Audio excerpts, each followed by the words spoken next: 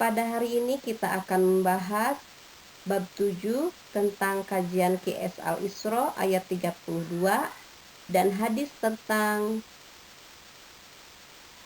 larangan pergaulan bebas dan zina.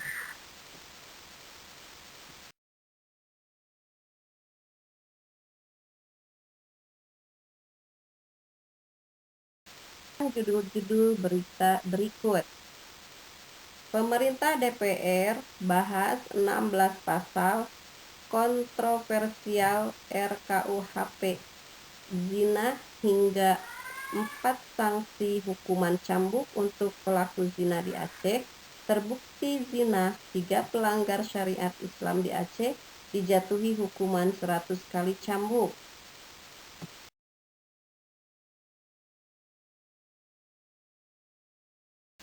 Lihat peta konsep di sini. Ada kajian Qiyas Al-Isra ayat 32 dan hadis tentang larangan pergaulan bebas dan zina. Peta di sini ada hadis tentang larangan pergaulan bebas dan zina dan juga menjauhi pergaulan bebas dan zina.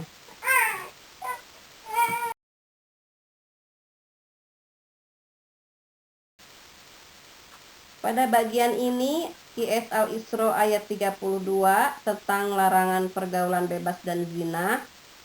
Ada terjemahnya dan juga hukum tajwid, penjelasan ayat, isi dan kandungan ayat, dan juga perilaku cerminan ayat.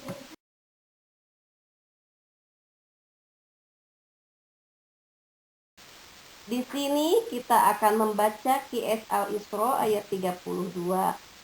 A'udzu billahi minasyaitonir rajim. Bismillahirrahmanirrahim. Wala taqrabuz zina innahu kana fahishatan wa sa'a sabila. Artinya, janganlah kamu mendekati zina. Sesungguhnya zina itu adalah perbuatan keji dan jalan terburuk.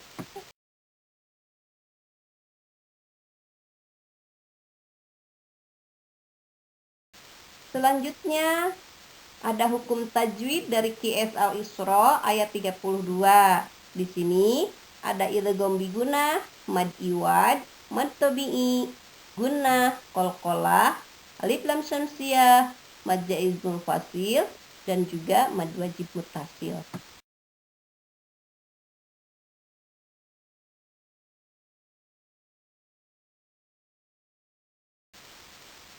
Pada gambar di sini ada tafsir ringkas Lajnah Pentasih Mushaf Al-Quran Kementerian Agama Republik Indonesia. Dan janganlah kamu mendekati zina dengan melakukan perbuatan yang dapat merangsang atau menjerumuskan kepada perbuatan zina. Sesungguhnya zina itu adalah suatu perbuatan yang keji, yang mendatangkan penyakit dan merusak keturunan, dan suatu jalan yang buruk yang menyebabkan pelakunya disiksa dalam neraka.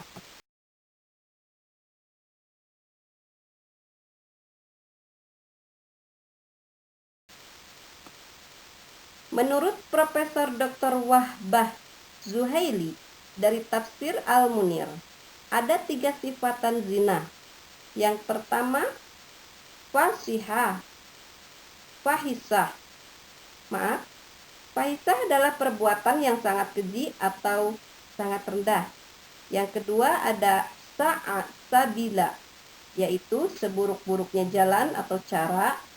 Dan yang ketiga ada maktan, yaitu perbuatan yang sangat dibenci. La taqrabuz zina, maknanya jangan kalian dekati zina, jangan juga dekati penyebab dan pendorongnya, karena melakukan penyebab sesuatu akan mendorong seseorang melakukan akibat tersebut.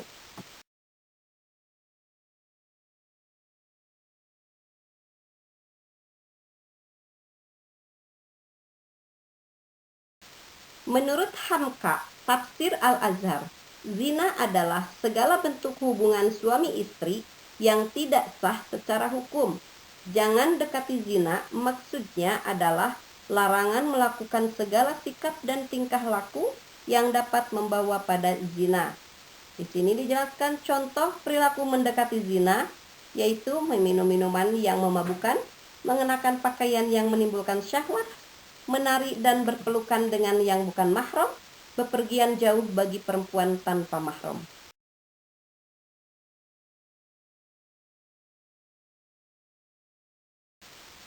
Di sini ada isi dan kandungan dari QS Al-Isra ayat 17. Yang pertama, petunjuk untuk berhati-hati dan menjaga kesucian saat bergaul dengan lawan jenis. Kedua, laki-laki dan perempuan harus memelihara diri saat berinteraksi. Yang ketiga, larangan mendekati zina apalagi melakukannya.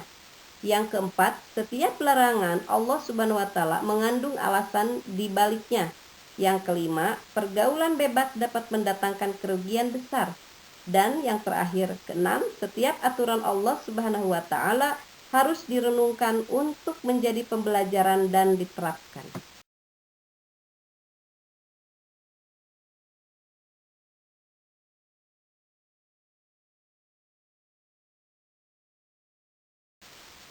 Di sini ada perilaku cerminan QS Al-Isra ayat 32, yaitu membatasi pandangan terhadap lawan jenis dan mengurangi intensitas pergaulan dengan lawan jenis. Berpegang teguh pada norma agama ketika bergaul dengan lawan jenis. Terakhir, menghindari jenis tontonan yang mengundang syahwat.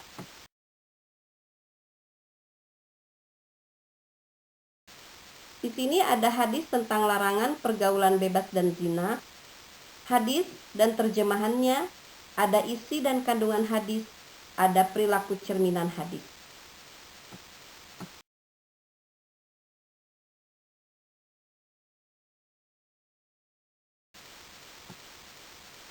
Di sini kita akan membaca tentang hadis tentang larangan pergaulan bebas dan zina. An Ibni Abbasin radhiyallahu ta'ala anhuma anna Rasulullah sallallahu alaihi wasallam qala la yahluwanna ahadukum illa bimra'atin ma'adi mahramin.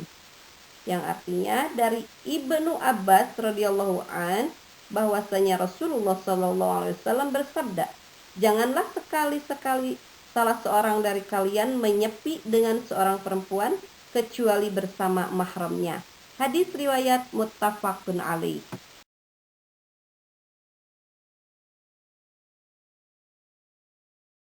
Di sini ada isi dan kandungan hadis tentang larangan pergaulan bebas dan zina. Yang pertama, larangan berduaan dengan lawan jenis tanpa mahram. Yang kedua, larangan dalam hadis merupakan bentuk preventif. Yang ketiga, larangan berduaan dengan lawan jenis dipertegas dengan penggunaan huruf taukid. Yang keempat, interaksi dengan lawan jenis harus dengan tujuan yang jelas dan sesuai syar'i. Dan yang kelima, contoh keperluan yang membolehkan interaksi dengan lawan jenis adalah belajar dan jual beli.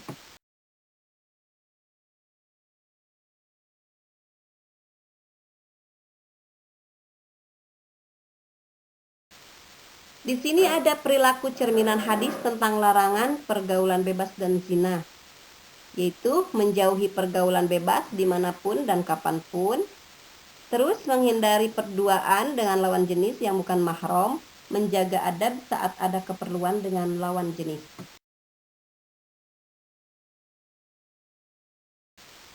Pada gambar di sini ada menjauhi pergaulan bebas dan zina. Nah, menjauhi pergaulan bebas dan zina ada manfaat menjauhi dan juga cara menjauhi.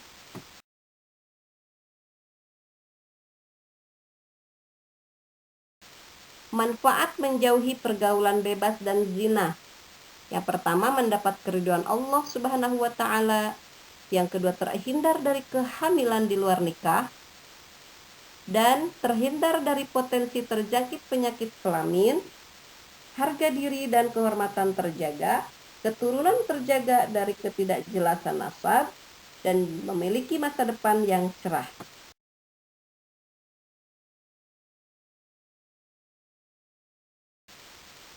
Cara untuk menjauhi pergaulan bebas dan zina, yang pertama, mendekatkan diri kepada Allah Subhanahu wa Ta'ala. Yang kedua, mengisi waktu luang dengan aktivitas bermanfaat. Yang ketiga, menghindari pintu-pintu yang mengarah pada perbuatan zina. Yang keempat, membaca banyak referensi tentang bahaya pergaulan bebas dan zina. Yang kelima, mengenakan pakaian yang sopan dan rapi. Yang keenam, memilih teman bergaul yang baik. Dan yang terakhir, yang ketujuh, yaitu menghindari tempat-tempat maksiat. Nah, begitulah penjelasan dari pergaulan bebas dan zina. Mohon maaf apabila ada kata-kata yang salah. Akhiri, wabillahi taufiq wal hidayah. Assalamualaikum warahmatullahi wabarakatuh.